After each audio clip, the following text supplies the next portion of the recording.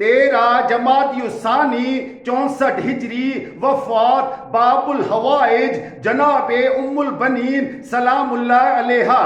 آپ سلام اللہ علیہ کا نام مبارک فاطمہ بنت حزام بن خالد بن ربیہ بن عامر معروف با الوحید بن کعب بن عامر بن کلاب بن ربیہ بن عامر بن سعسعہ بن زید بن جعفر بن حوازن، جن کا آبائی سلسلہ حزام سے شروع ہو کر حوازن تک پہنچتا ہے۔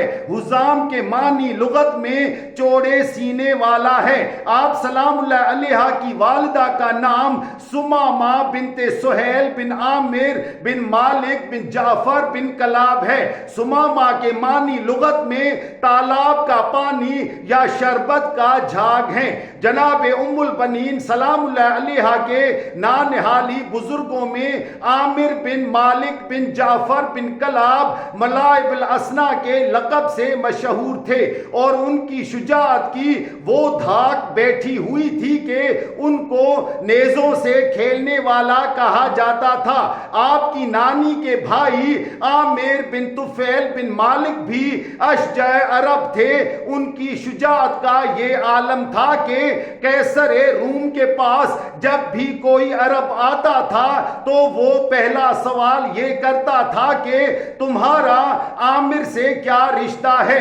اگر کوئی رشتہ نکل آتا تھا تو بے حد احترام کرتا تھا، ورنہ قابل توجہ بھی نہیں سمجھتا تھا۔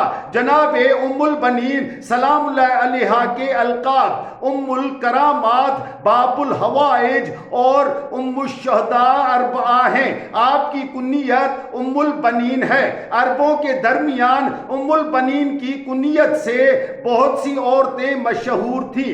عرب کے درمیان رواج تھا کہ جس عورت کے بطن سے 3 فرزند پیدا ہوئے ہوں اس عورت کو ام البنین کی کنیت سے پکارتے تھے۔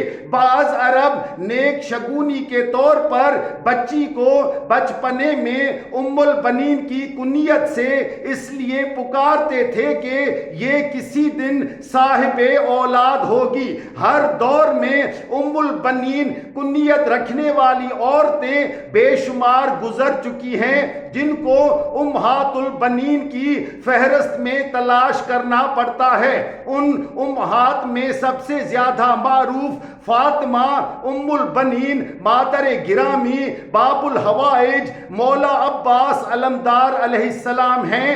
اگر شرافت و فضیلت کا کوئی آخر ہے تو زوجہ المومنین مولا امام علی ابن ابی طالب علیہ السلام اور مادر مولا عباس علمدار علیہ السلام کا خطاب ہے۔ یہ شرافت و کرامت کا آخری نقطہ ہے۔ جناب فاطمہ کلابیہ کو اللہ تعالیٰ نے 4 بیٹے عنایت کیے تھے۔ مولا عباس علمدار علیہ السلام، جناب عبداللہ علیہ السلام، جناب عمران علیہ السلام اور جناب جعفر علیہ السلام۔ چاروں صاحبزادے تربیت علوی و تربیت حسنی و حسینی سے آراستہ تھے اور کربلا میں بڑی بہادری سے جنگ کر کے شہید ہوئے۔ حضرت ام البنین کی دختر جناب خدیجہ بنت مولا امام علی علیہ السلام ہیں۔ جناب ام البنین کی زیارت میں آپ کی دختر خدیجہ بی بی پر سلام ہے۔ سلام ہو آپ کی دختر پر کہ جو در مکنون صدف طہارت ہیں اور رضیہ ہیں اور نام ان کا خدیجہ ہے۔ اللہ جزا دے آپ کو اور ان سب کو۔ چنانچہ جناب خدیجہ بنت مولا امام علی علیہ السلام مولا عباس علمدار علیہ السلام سے چھوٹی اور 3 بھائیوں سے بڑی تھی۔ جناب خدیجہ دختر جناب ام البنین سلام اللہ علیہ کو رقیہ صغریٰ بھی کہتے ہیں۔ جناب زینب سلام اللہ علیہا کو ثانیہ جناب فاطمۃ الزہرا سلام اللہ علیہا ہونے کا شرف حاصل تھا، چنانچہ جناب زینب سلام اللہ علیہا ہر گھر کی خبر گیری رکھتی تھی۔ جناب زینب سلام اللہ علیہا ہر سال عید پر جناب ام البنین کے گھر ضرور جاتی تھی۔ آپ سلام اللہ علیہا جناب ام البنین کا خاص احترام کرتی تھی۔ قید سے رہائی کے بعد مدینہ منورہ میں مخترات عصمت کے پہنچنے کے بعد مجلس غم کا سلسلہ شروع ہوا۔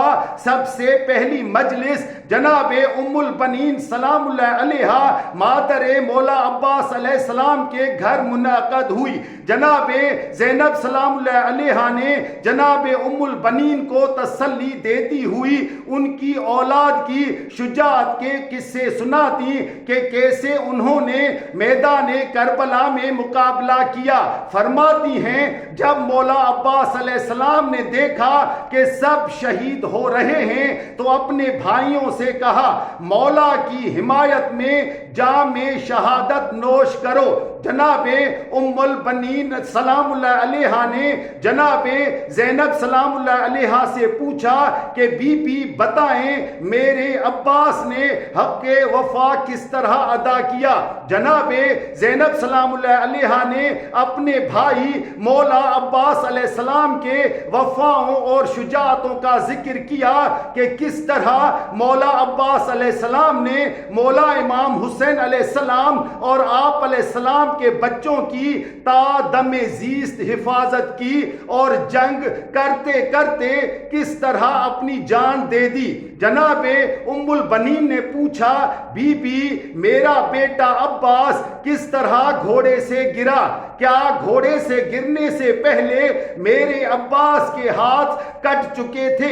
جناب زینب سلام اللہ علیہا نے سر پیٹ لیا اور فرمایا کہ ہر شہید جب گھوڑے سے گرا تو اپنے ہاتھوں کا سہارا لے کر زمین پر آیا، لیکن ہائے عباس کا گرنا کیا بتاؤں، میرے بھائی عباس کے دونوں ہاتھ کٹ چکے تھے، میرا بھائی سر کے بل زمین پر گرا، گھر میں ایک کوہرام بپا ہو گیا۔